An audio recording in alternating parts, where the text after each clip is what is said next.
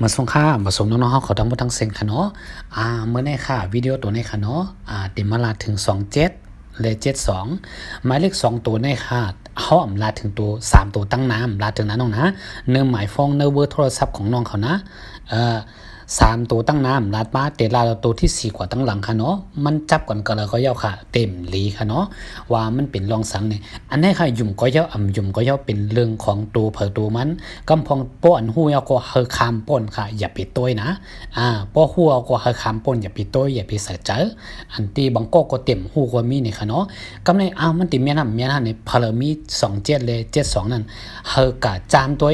ว่าตัวเจ้าก็เป็นที่นั้นเต้ห้ามเป็นที่นั้นเต้ห้านี่อันนี้ค่ะเนาะเฮากะจามบนด้วยว่าเป็นเต็มเป็นเต้อันนี้ค่ะมันเป็นล็อกลายเตียนเขาตักไปต่างกันมาไว้ก็ค่ะเนาะอันนี้ก็ยุ่มก็ย่ำก็ย่อเรื่องเผอเรื่องมัน7227นั่นเป็นสังขละนี่ค่ะเนาะหมายถึงว่าคนที่เป็นเจ้าของเบอร์โทรศัพท์ที่มี2772มันติเป็นนี้ครับ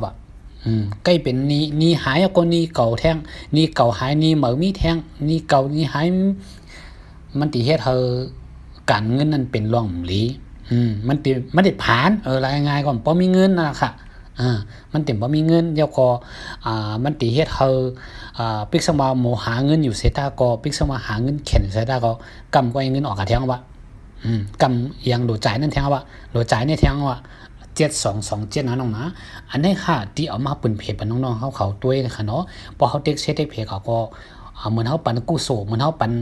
ปิญญาตั้งหู้เฮาเปิ้นดีเฮ็ดเก่าเนี่ยนั่นเป็นการเฮ็ดกุศลอย่างนึงนะน้องนะอันนี้ยุ่มก็ย่อมเรื่องของเรื่องมัน7227ค่ะเจ้าเนี่ยหาเงินหยาบ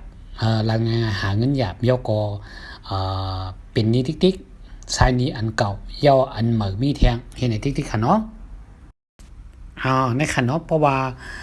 นี่เก่าหายกว่าเยาดีเหมือมาเทียงให้ในค่ะเนาะก็แม่ลองตั้งหักค่ะลองตั้งหักค่ะเนาะลองตั้งหักก็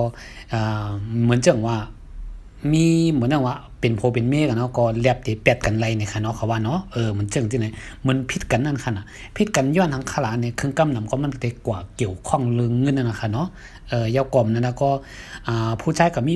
แทงกล้องหมาย5ผู้หญิงกับมีแทงกล้องหมาย5ชื่อในกอแลบที่เป็นไรเนี่ยค่ะเนาะหมายเลข2772เนี่ยเป็นตัวเลขเอียงแทงเมี่ยงติ่มลีค่ะเนาะ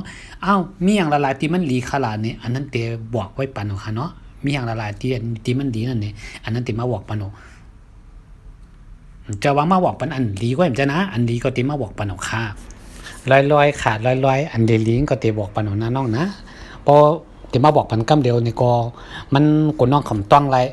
ลอยๆจังเป็นป้อยเป็นวันนั้นค่ะเนาะอันดีๆมันก็ได้บอกปันหนูค่ะเนาะเอาค่ะน้องๆเขาต้องมาตั้งเสียงค่ะเนาะก่อนเขามาหันให้ได้ใจกันเต็กเชเต็กเพยกอการที่เฮาแบ่งปันดองลีครูสอนเป็นคนเอามาลงปันยกอป้อนน้องๆคำเต็กเชเพกว่าก็มันกลมกากไกลไรค่ะเนาะ